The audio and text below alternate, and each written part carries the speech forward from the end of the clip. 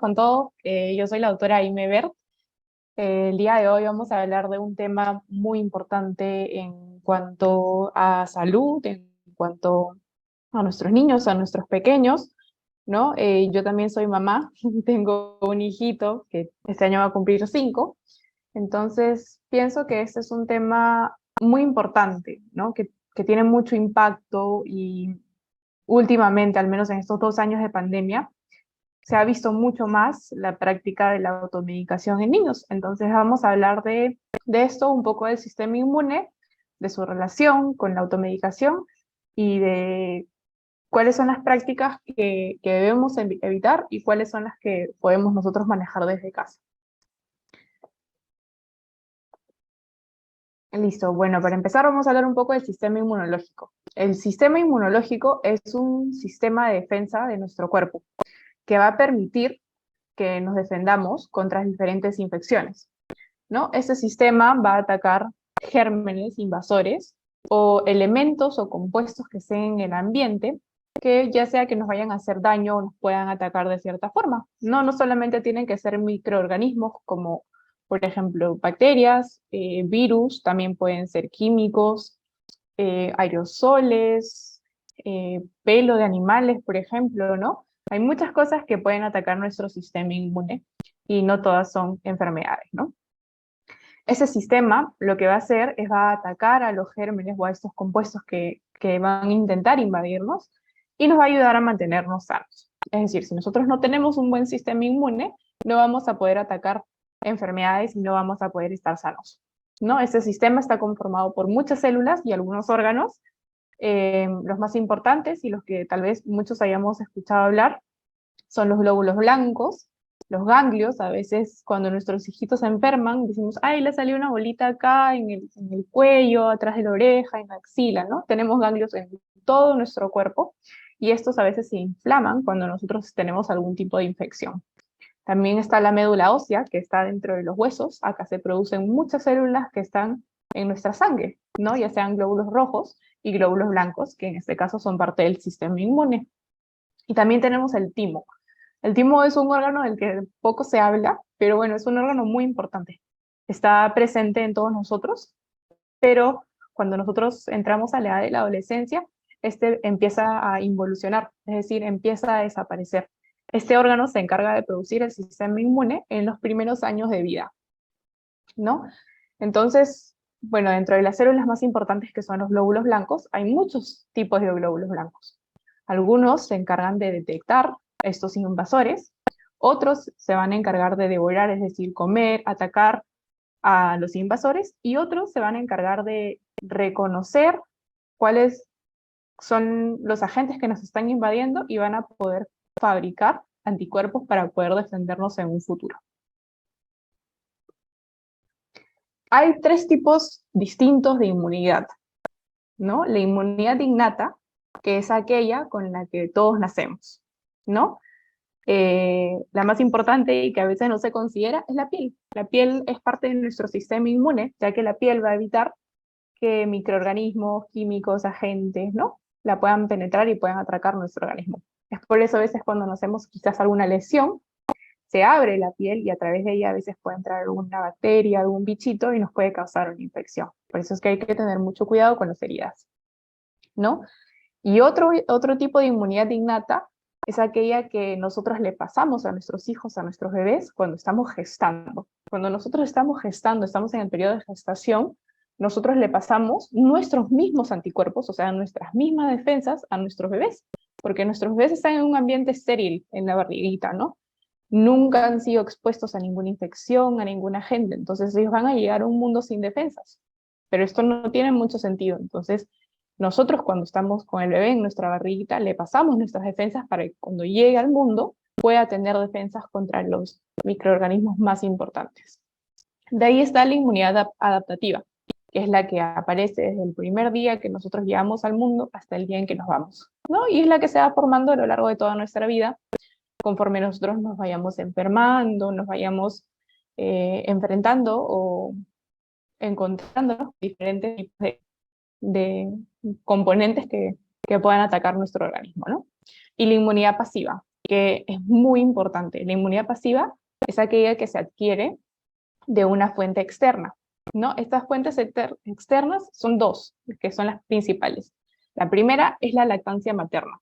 La leche materna a nuestros bebés, al igual que cuando nosotros estamos gestando a nuestros hijos, también la leche materna les va a pasar muchos anticuerpos a nuestros bebés que va a permitir que ellos se puedan defender de muchas enfermedades. Y las vacunas también son un tipo de inmunidad pasiva. En las vacunas, cuando son dadas a nuestros hijos o a nosotros, lo que nos ponen es un pedacito de una bacteria. Por ejemplo, ¿no? Si ustedes se imaginan que la bacteria fuera una persona, le ponen un bracito, un pelito, ¿no? Entonces su cuerpo va a poder detectar esta partícula y va a poder generar defensas.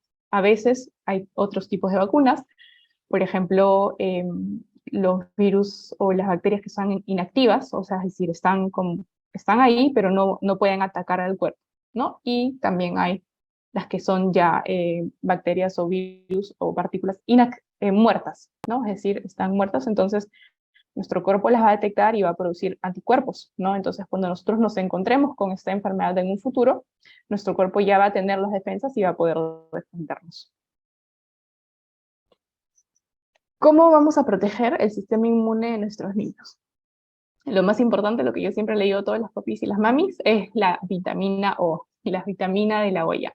La alimentación completa y equilibrada es lo más importante para nuestros hijos. Básicamente, un estilo de vida saludable es lo que va a permitir que nosotros tengamos un sistema inmune fuerte, ¿no?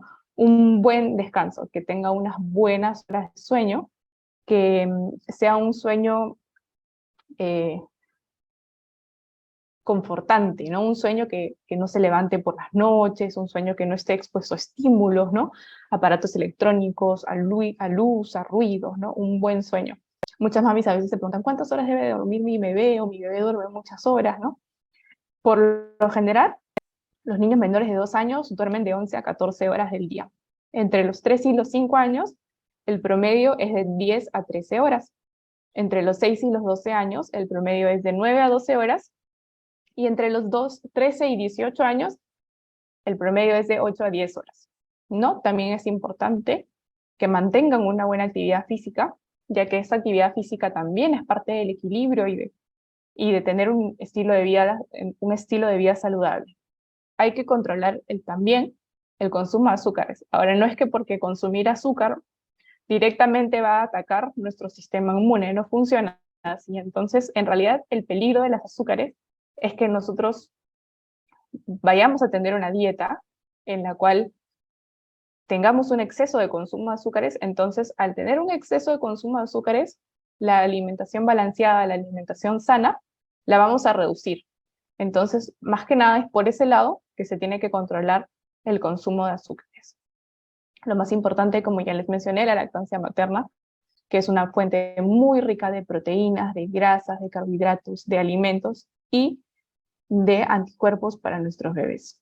La vacunación completa para la edad no es importante solamente que estén vacunados ya, sino tratar de, en la medida que sea posible, cumplir con el esquema de vacunación, ¿no? Que nuestros niños estén vacunados con todas las vacunas que ellos requieren para la edad que tengan, ¿no? Los primeros 2 años de vida son los años donde nuestros hijos van a recibir la mayor cantidad de vacunas y es importante que nosotros intentemos cumplir este rol, ¿no? Y también es importante evitar el uso de antibióticos en menores de 2 años de manera innecesaria, ¿no? Obviamente van a haber situaciones en las que sí van a ser necesarios el consumo de antibióticos, pero si no es necesario, no debemos darlos,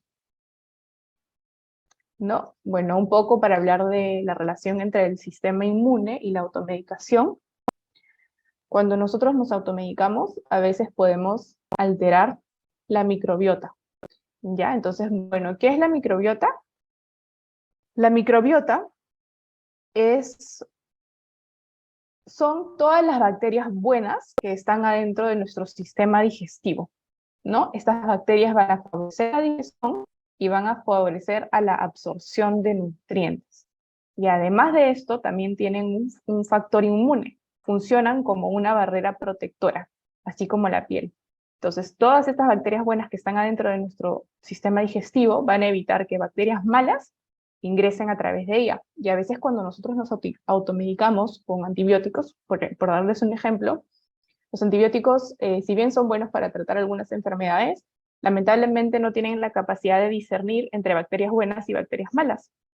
Entonces, si lo tomamos cuando no lo necesitamos, vamos a matar a todas estas bacterias buenas que nos están protegiendo y que nos están favoreciendo a la digestión y a la absorción de nutrientes, ¿no? De ahí también está la inflamación intestinal. A veces cuando tomamos muchos medicamentos, en general los analgésicos, también los antibióticos pueden producir una inflamación y eso también va a favorecer o a permitir que los microorganismos puedan entrar de una manera más fácil a atacarnos, ¿no? En el caso de alguna medicación también, como los antibióticos, consumirlos cuando no son necesarios o de una manera no adecuada puede llevar a resistencias bacterianas, ¿no? Las bacterias se van a volver muy potentes y muy fuertes y ya no van a poder atacarse con antibióticos que normalmente se usan para ciertas infecciones, ¿no? De igual manera, las alergias son reacciones de nuestro sistema inmune exageradas, ¿no? A ciertos alérgenos, ¿no? En este caso pueden ser cualquiera, tal vez el pelo de un animal, algún medicamento. Entonces la automedicación a veces nosotros no sabemos eh, y le damos a nuestros hijos algún medicamento y tal vez ellos son alérgicos o tal vez tienen algún problema de fondo, ¿no? Entonces hay que tener mucho cuidado con qué medicamentos nosotros le vamos a dar a nuestros hijos. Y no porque ya hayamos tenido más hijos o tengamos muchos hijos, quiere decir que va a funcionar en todos igual. Todos somos seres humanos completamente distintos, nuestro organismo es diferente y no todos vamos a aceptar la misma medicación de la misma manera, ¿no? Y otros fármacos que también en estos últimos 2 años de pandemia yo he visto mucho el consumo también de corticoides de manera innecesaria. Si bien los corticoides son muy buenos para tratar cierto tipo de enfermedades, los corticoides lamentablemente tienen el efecto adverso de disminuir el sistema inmune. Entonces, hay que tener cuidado cuando se tome corticoides, ¿no? Siempre que sean recetados por un médico y siempre y cuando el beneficio de consumir estos corticoides sea mayor a los efectos secundarios que estos puedan tener. Y ahora para hablar un poco más ya de la automedicación, vamos a definir qué es la automedicación. La automedicación es el uso de medicamentos por iniciativa propia, sin la intervención ni la supervisión de un médico. Es por ello que no va a haber un diagnóstico certero en lo que nosotros creemos que podemos tener y tampoco va a haber una receta médica. Entonces, al no existir esto, no va a haber un seguimiento. Y esto es importante porque no siempre, porque ya hemos tenido síntomas similares o nuestros hijos ya hayan tenido antes estos síntomas, quiere decir que van a tener lo mismo de nuevo y que se le va a poder dar la misma medicación. No siempre funciona de esta manera, ¿no? Entonces es muy importante también el seguimiento médico porque hay que ir viendo cómo va evolucionando nuestro hijo, ¿no? Hay que ir viendo si es que está mejorando, tal vez empeora o tal vez se queda estacionario, ¿no? Entonces hay que evaluar estas situaciones porque a veces amerita hacer algún cambio de medicación o amerita tal vez disminuir una dosis, aumentar una dosis, quizás el diagnóstico no iba por donde nosotros pensábamos, sino por otro lado, ¿no?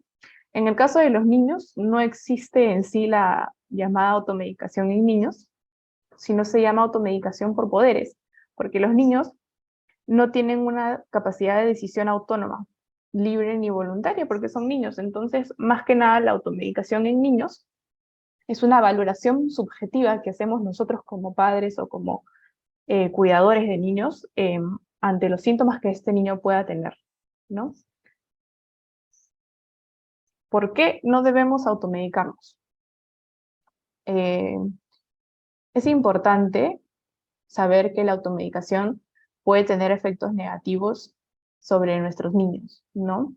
Entonces, lo más importante, los efectos más comunes a veces suelen ser la toxicidad, ¿no? La toxicidad, esto quiere decir, a veces nosotros le damos una dosis que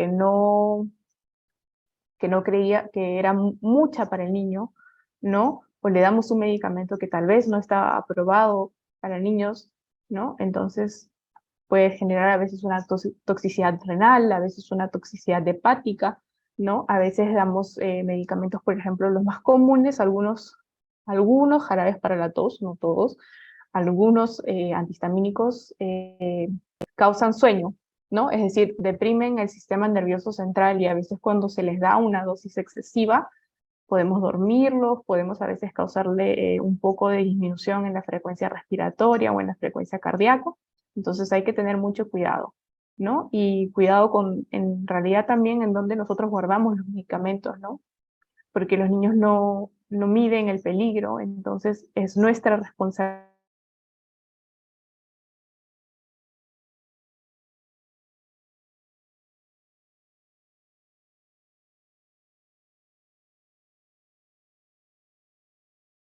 obtener el efecto deseado, ¿no? A veces no sabemos muy bien cómo manejar la dosis, la cantidad de tiempo por la que se puede tomar, cada cuántas horas, ¿no? Entonces a veces no logramos lo que nosotros estamos buscando, tal vez nuestros hijos tienen fiebre y no estamos logrando controlar la fiebre, tal vez le estamos dando una dosis muy bajita, o no logramos curarle alguna infección, tal vez porque no era el antibiótico adecuado, o porque no requería un tratamiento antibiótico, ¿no? También hay que tener mucho cuidado con las interacciones con otros medicamentos y otros alimentos, ¿no? A veces nuestros hijos tienen alguna enfermedad de fondo o son asmáticos y llevan un tratamiento y hay otros fármacos que no se pueden dar en conjunto con otros tratamientos porque generan efectos adversos. Y en cuanto a alimentación, por ejemplo, algo muy importante que a veces no se cumple o no se ve o no sabemos es que, por ejemplo, bueno, lamentablemente la anemia es un problema en el Perú. Hay muchos niños que hoy en día tienen anemia y que les damos a los niños cuando tienen anemia hierro.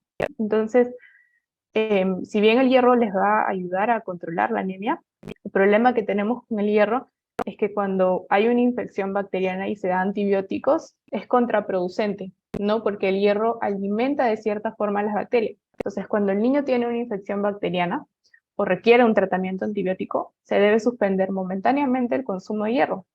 Es por eso que es muy importante que nosotros como papis, cuando vayamos a una consulta con un médico, le digamos qué medicación están consumiendo nuestros hijos.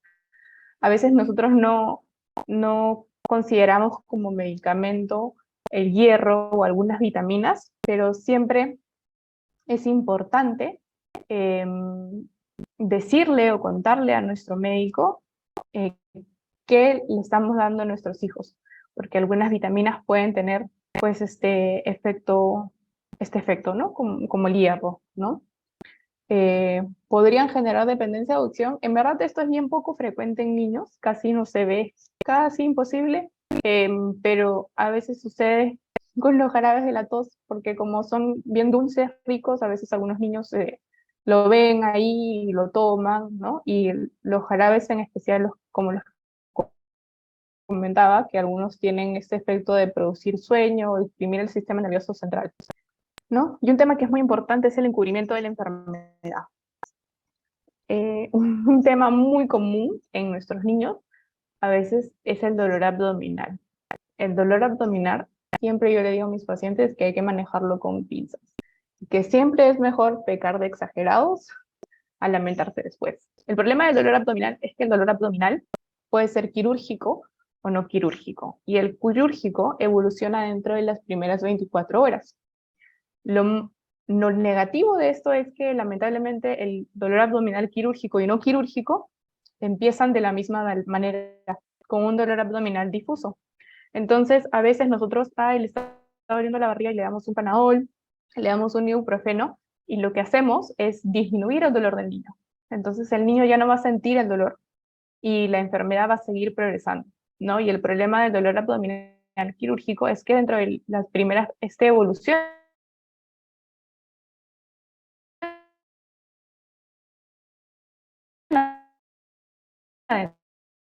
entonces paralizas. Si nosotros tenemos, podemos contactar con un médico, podemos acercarnos a una emergencia o con nuestro pediatra, eh, es importante siempre consultar con ellos para este tema en particular, ¿no? Y como ya lo mencioné antes, también la resistencia a los antibióticos.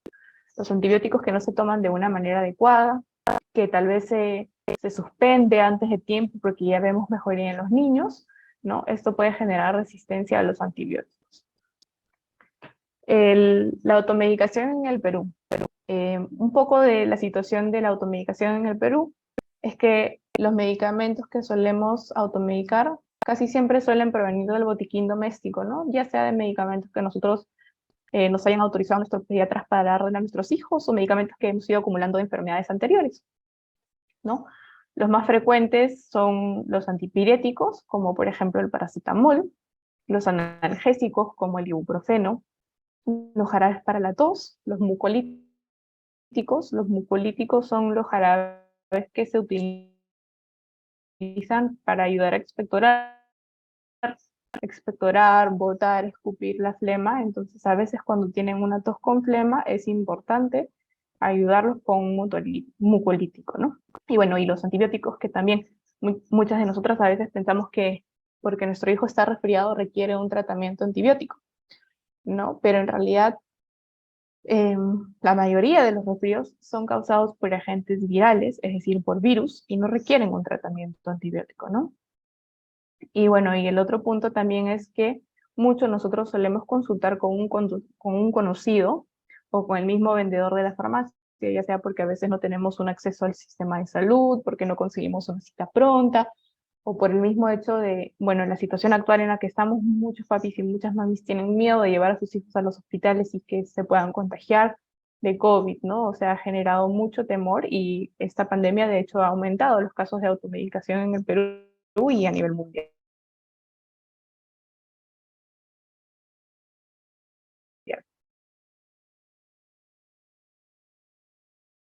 ¿no?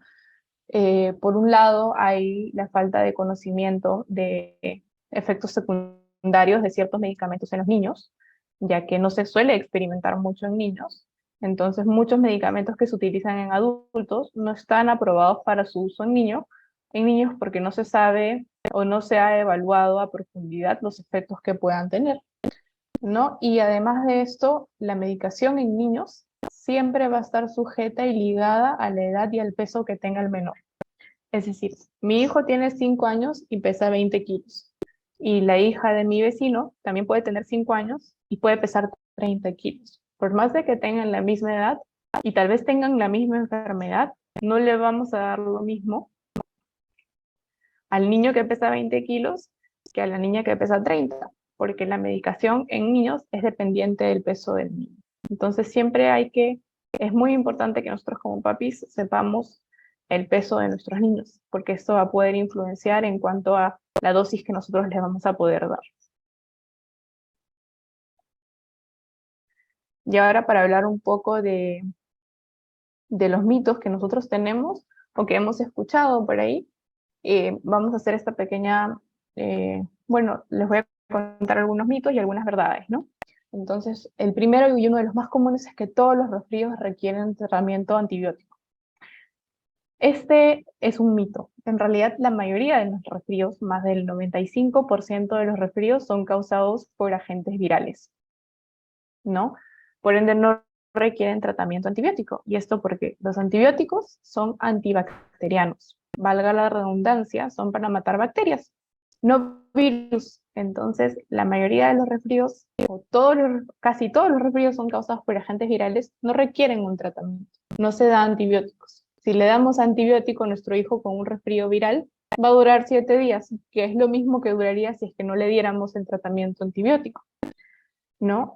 Sí se da medicación para ayudarlos, claro, porque cuando nosotros nos resfriamos nos sentimos mal también, entonces ellos siendo pequeñitos también, pero se utilizan otro tipo de fármacos, se utilizan sintomáticos, ¿no? Estos son fármacos para aliviar los síntomas, ¿no? Y van a variar de acuerdo a los síntomas que tenga el niño. Si tiene tos, se le va a dar un jarabe para la tos.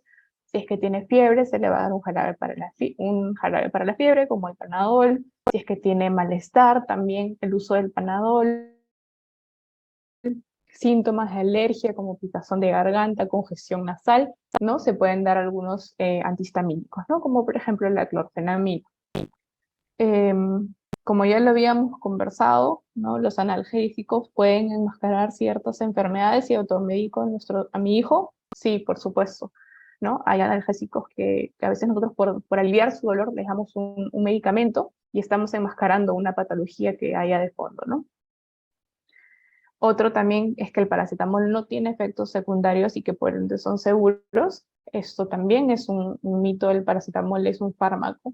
Y como todos los fármacos son componentes químicos y por ende todos tienen efectos adversos, ¿no? Claro, el paracetamol tiene pocos efectos adversos, es poco probable, casi nadie hace efectos adversos al paracetamol, pero esto no quiere decir que no tenga.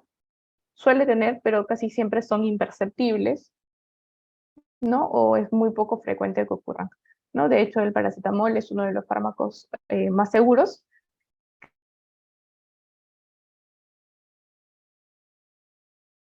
que se puede utilizar en casa, pero siempre, ¿no? Bueno, para continuar, otro mito es si los síntomas que tiene mi hijo son similares a los de otro niño, entonces tienen lo mismo y le puedo dar la misma medicación. Ese también es un mito bien grande, ¿no? Por ejemplo, hablando de un tema en general, la tos. Algunos niños pueden tener tos porque tienen alergia, otros pueden tener tos porque quizás tienen un resfrío, otros pueden tener tos porque tienen asma, otros pueden tener tos porque quizás están haciendo una neumonía, otros pueden tener tos porque quizás se han atorado y tienen algún objeto que esté obstruyendo su vía aérea, ¿no? Entonces son 5 situaciones diferentes en las cuales tenemos el mismo síntoma, que es la tos. Y estas 5 situaciones distintas tienen diferentes tratamientos, ¿no? Otro mito también es si veo mejoría en mi hijo, ya puedo dejar de darle la medicación. También es un mito, ¿no? Les pongo un ejemplo en el tema de los antibióticos, que es lo que más se suele ver, ¿no? Cuando nosotros recetamos un tratamiento antibiótico, les pongo un ejemplo, por 7 días, ¿no? Se debe de cumplir estos 7 días. A veces al 5.º día nosotros vemos que nuestro hijo ya está bien y que ya no tiene síntomas y decimos, no, ya mejor no hay que darle ya y le suspendemos el antibiótico. Esto no es bueno. Entonces, les voy a explicar un poco didáctico, ¿no? Si al primer día de infección nosotros tenemos 1000 bacterias que nos están infectando, al día 5 ya nos quedan solo 20. Entonces, estas 20 bacterias ya no van a generar síntomas, nosotros ya nos vamos a sentir mucho mejor, ¿no? Nuestros pequeños ya van a estar ahí corriendo, saltando, jugando como siempre con la energía que tienen. Entonces les decimos, no, ya no hay que darle. Entonces estas 20 bacterias que se quedaron ahí se van a volver súper fuertes y súper resistentes. Entonces pueden empeorar la infección y luego va a requerir de otro tratamiento quizás un poco más complejo o más elaborado para poder curarlo, ¿no? Por eso es que siempre debemos de cumplir el tiempo que nos dan nuestros pediatras en cuanto al tratamiento de nuestros hijos, ¿no? Y por último, el último mito es la resistencia a los antibióticos ocurre cuando las bacterias se vuelven resistentes. Sí, esto es verdad. Cuando las bacterias se vuelven resistentes, ocurre la resistencia a los antibióticos. Es decir, si antes utilizábamos una amoxicilina para tratar una infección de oído, ahora quizás no la vamos a poder utilizar porque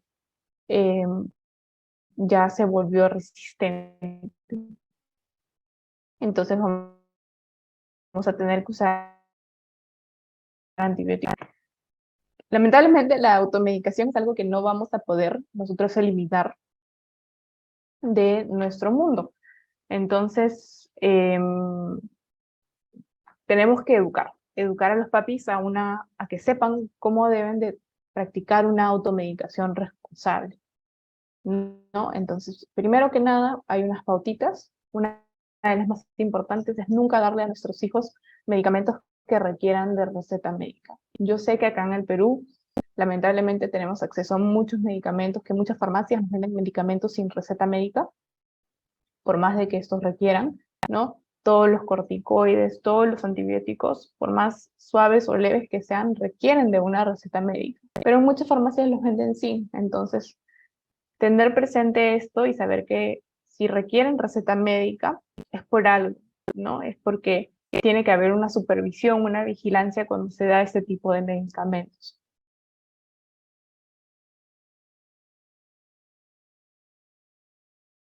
¿No?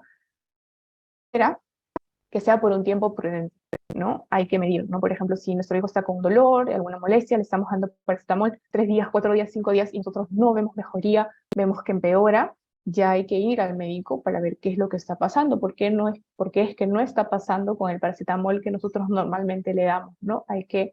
No podemos darles paracetamol por 2 semanas, un mes a nuestros hijos, ¿no? Hay que tener cuidado en eso y tratar de que siempre sea por un tiempo prudente.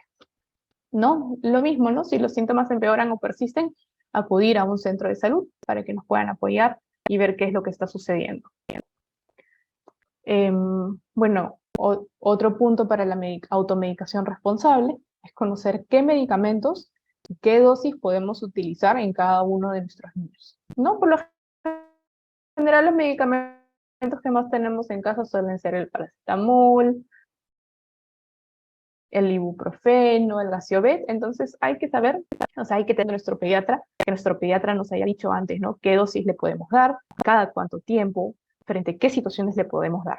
¿No? Y si no estamos seguros de esto, si tenemos alguna duda, por más mínima que sea, es mejor que lo consultemos con un médico, ¿no? Y también algo que quizás a veces no se habla mucho es que si nosotros estamos embarazadas o estamos dando de lactar a nuestros pequeños, nosotros mismos también tenemos que cuidar qué medicamentos estamos ingiriendo, porque los medicamentos que nosotros estemos tomando podemos pasarlo a nuestro bebé a través de la placenta cuando estamos embarazados o a través de la leche cuando estamos dando de lactar.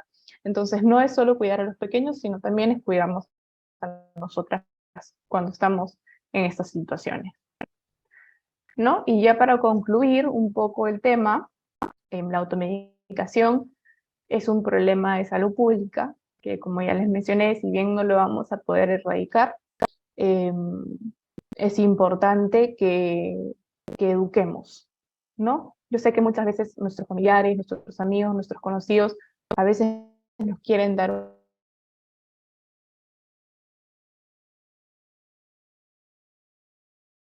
un... Yo entiendo que lo hacemos, es un ser humano completamente distinto y todos reaccionamos de distintas maneras ante distintos fármacos, ¿no? No debemos automedicarnos con medicamentos que requieran de una receta médica y no de lo que ya mencioné, ¿no? No dar consejos. Y si existe una duda, siempre que exista una duda, debemos consultar con un profesional de la salud. No, mejor pecar de exagerados y consultar qué es lo que está pasando, cuál es la duda que tenemos para que nos ayuden a resolver cualquier problema que nosotros podamos tener en casa. Y bueno, eso sería todo en